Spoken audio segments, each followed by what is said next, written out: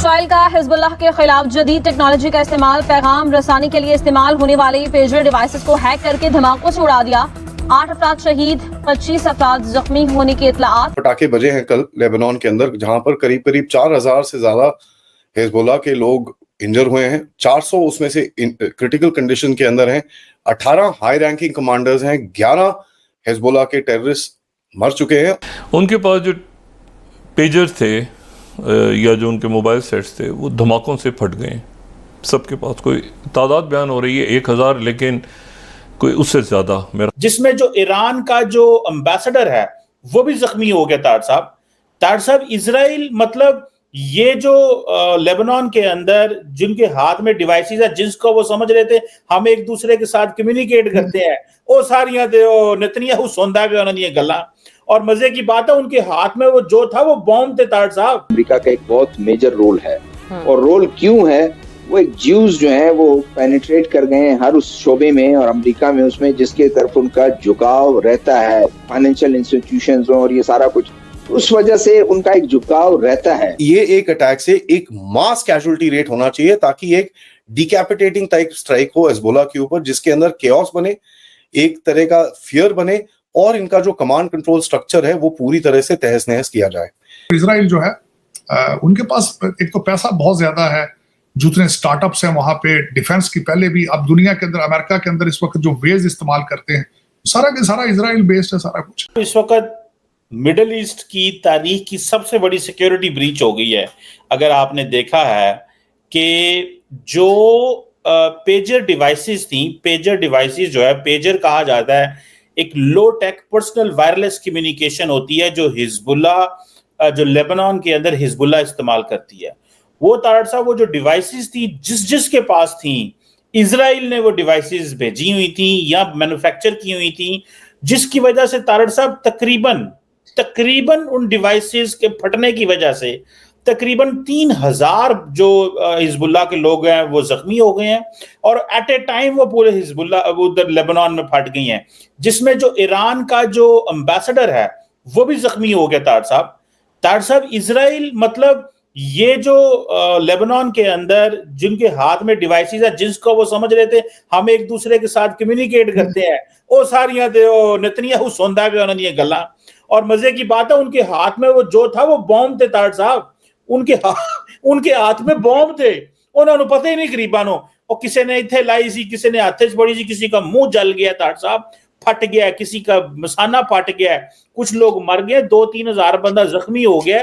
तार साहब ये ईरान का तो कोई सिचुएशन नहीं है और मुझे तो कोई समझ नहीं आई कि ये ईरान क्या कर रहा है। हिजबुल्लाह को तो छोड़े, वो तो ऑलरेडी एक चलो ग्रुप है जो लड़ रहा है उनके साथ। इसको आप कैसे देखते हैं? क्या ईरान कुछ करेगा इसके ऊपर? वो पहले जो वो जनरल वो मारा गया था उसके भी तो उन्होंने कुछ भी नहीं किया था। मुझे लगता है ईरानी डरते हैं। तार साहब आपका क्या ख्याल है इस मामले में?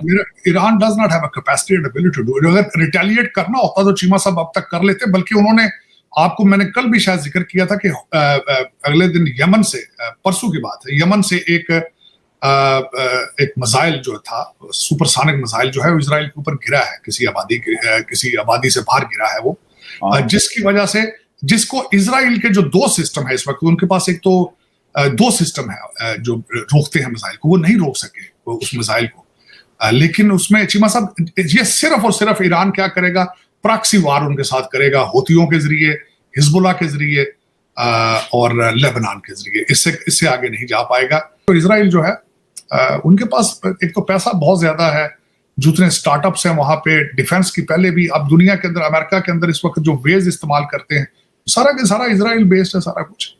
तो चीमा साहब उनके साथ को टक्कर लगाना कोई इतना आसान थोड़ी है। उनकी स्ट्रेंथ जो है, फाइनेंशियल स्ट्रेंथ है, उनकी एडवांस टेक्नोलॉजी है।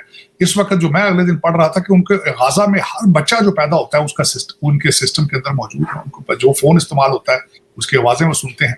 उन्होंने एक सिस्टम क्रिएट किया आर्टिफिशियल इंटेलिजेंस के जरिए, जिसने 35,000 गाजा के अंदर जो है वो उनको टारगेट बना के दिए कि ये टारगेट है, they are leaning towards Hamas.